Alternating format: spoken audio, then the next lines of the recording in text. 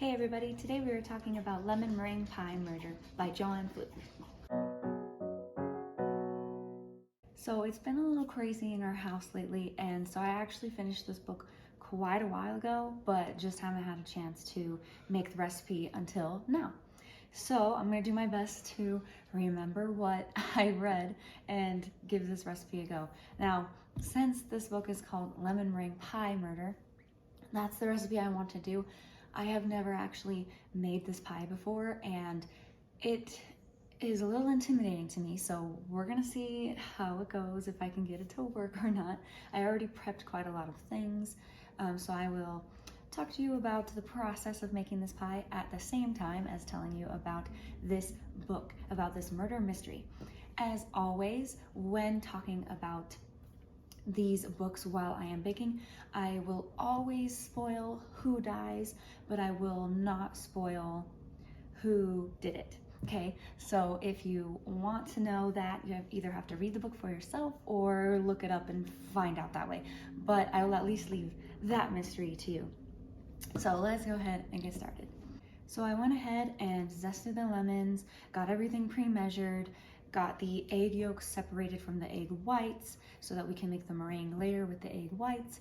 And now we just need to mix everything over a double boiler, which I do not have, but I'm just going to go ahead and make one the best way that I can and try it this way anyway. And if it ends up not working, then there's a note in the recipe that says I can just do it on medium heat in a normal pan, but I'm gonna try this way first just to see if it will work. So our story basically starts off with Hannah discovering that Norman wants to buy this old house that is owned by Rhonda, and he wants to demolish it, take over the area, and build the dream house that he and Hannah had come up with the blueprint plans in the last book for, like a competition or something like that.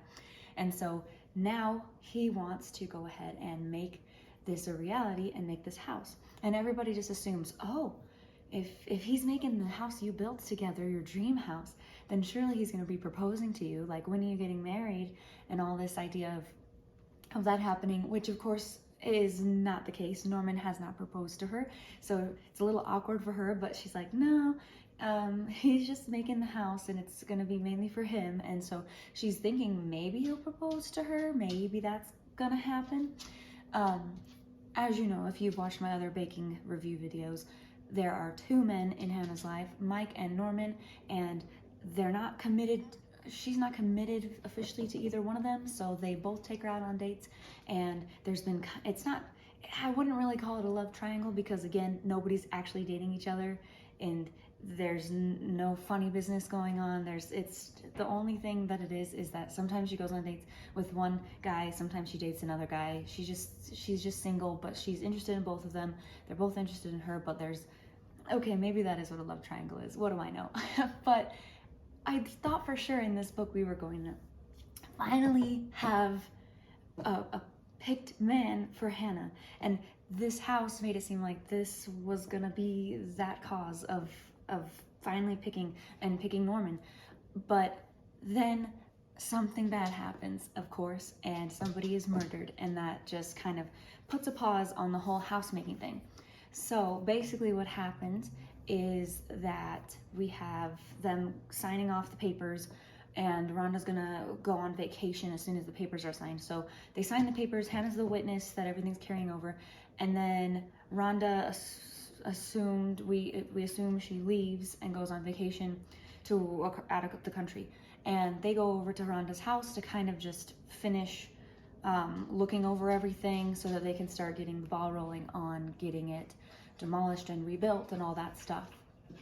So while they are there, they find Hannah's lemon meringue pie just on the table, uneaten, and they're just wondering, like, well, what's that about? So this is kind of where we're at, where that ties into the story. Why it's called that is because it happens to be in Rhonda's home on the table, and she wonders why this perfectly good pie is not even being eaten. And so there's, of course, a reason for this, and we're gonna pause for a moment and check on this real quick, and then we will go back to the story. So we're gonna go ahead and whisk the eggs in here now. So a lot of eggs. Okay, egg yolks, and then we're gonna add more eggs. We're gonna combine everything pretty much. So back to the story. They go. It's interesting because Hannah usually finds dead bodies all the time. That's her thing. But this time, her mother happens to be there looking for any like antique stuff because she just opened an antique shop. So she's checking if Rhonda has any of that stuff before they get rid of stuff. So she's there and she goes down to the basement because she wants to try and figure out if there's more stuff. I don't know. She goes down there to find something. So she all of a sudden screams, comes back up, and Hannah and Norman are like, what is going on? And it turns out she found a dead body. And it was her instead of Hannah this time. So while she's there, and while they're there, they go back down to make sure that there really is a dead body down there. Turns out that dun dun dun, it's Rhonda. So of course they have to call the cops, and Mike comes and Bill comes, and they're looking at all the stuff. And of course they say, stay out of it, Hannah, stay out of it. It's our investigation. And she's like, okay, of course, I'll respect your wishes. I'll stay out of it this time. But because Hannah's mother is the one that found Rhonda, she's like, you have to help. You have to figure this out. I'm so freaked out. I'm the one that found the body. I feel responsible to figure this out. And so, a little reluctantly, Hannah's like, fine, but we have to do it quietly and not tamper anything else. And so she's like, okay. And so she tries to go around and get some help and figure things out. And I'm trying not to figure things out too soon, but there is one person that kind of sticks out that seems like maybe they could be the murderer, but I feel like it's not, I don't know. Depending on how you read, maybe it's obvious to you. To me, it wasn't as obvious as other books. I feel like I figured it out easier than this one, but I mean, it was a suspicion of mine, so I kind of caught on, but I wasn't totally deciding that was it. But it ended up being that person. But it gets delayed. The house gets delayed because it's a crime scene now, and so all that happens, of course. And finally she has a conversation with Mike, and she decides to be straight up with him, and it's just like, I just want you to know that I was asked to check out this and help this with this investigation, and I started doing it. And he's like, well, I know. And she's like, what? And he's like, I'm just glad you finally were honest about it and told me. And so he's not necessarily mad, like he appreciates her telling him. So that's, I guess he's okay with it. Like he isn't, but he is, I don't know. He just lets her do it anyway, I guess, because she was honest with him. So this is basically cornstarch, sugar, water, eggs, pretty much. And we whisk it all together. Gonna put it over here now, very carefully. And we're gonna just basically stir this for 5 minutes. And then when that's done, we are gonna add this lemon zest and butter into it. We're gonna move it off the heat, put this in until it's all blended in there. And then we just let it cool for a little bit while we make the meringue top. Also, we do cook it a little bit in the oven. So I'm gonna go ahead and preheat the oven. So now that'll be ready by the time I'm done with the meringue and everything. That'll be ready. So I'm gonna go ahead and just kind of whisk this around for a little bit and tell you a little bit more about the story. So now there's also another character that is kind of introduced in the other books, but just a little, and that is that Hannah, of course, has her older sister, Andrea, but also has a younger sister, Michelle.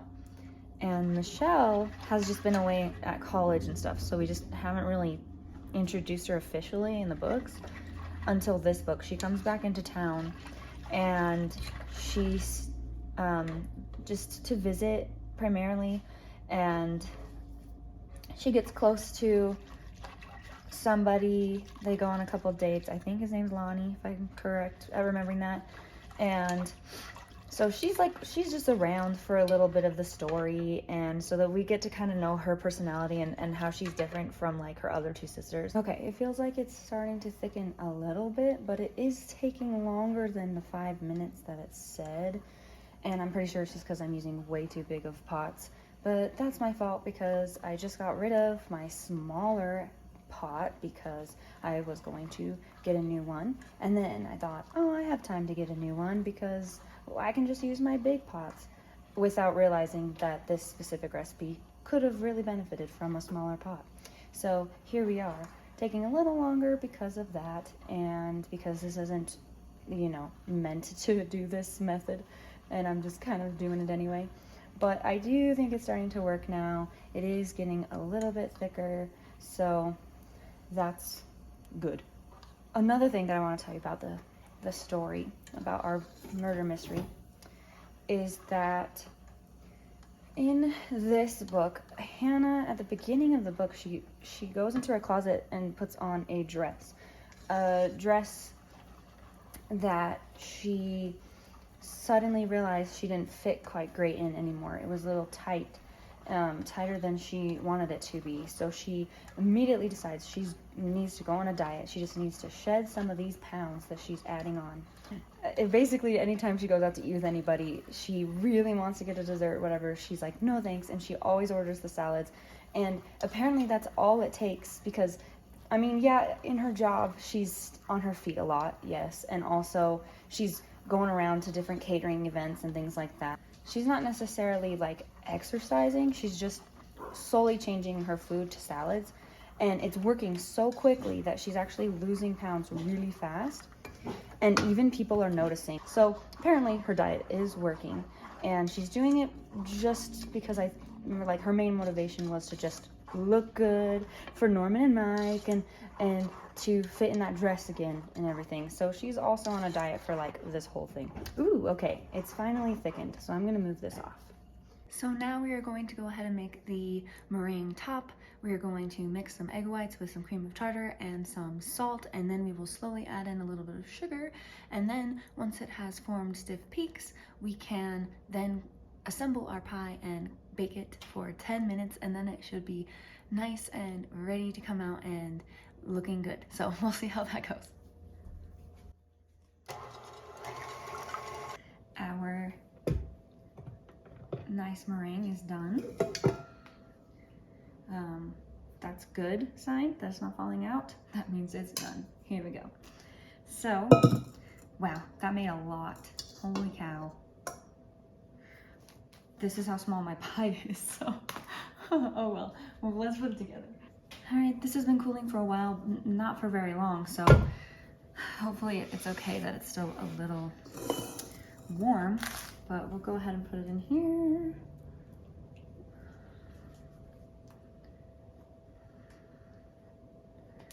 Ooh, it smells really good. Definitely can smell the lemon and the lime. Mostly lemon though. That actually fit perfectly in there. I don't know if you can see it. I'll show you in a sec. I'm not gonna put that in because it's a little too thick right there, a little clumpy. And then we're just gonna put this on top of it and then cook it. Okay, so we're gonna try to make it look all fancy and ploppy like meringue pies look. So I'm gonna try that. I don't know if I'm gonna be able to do it, but we'll see. I don't think I can use all of this. Holy crap. Okay. There's still that much left. I'm gonna switch to this spatula because it's a little flatter and smaller, and I'm hoping I can move it around. I don't know, I probably should have let the pie part get a little cooler because I feel like I'm gonna move it and mix it on accident. So learn from my mistake. Okay, here's what it looks like so far. I'm gonna try to add a little bit more, see where we can get. It's definitely jiggly right now, so I can't really tip it for you to see, but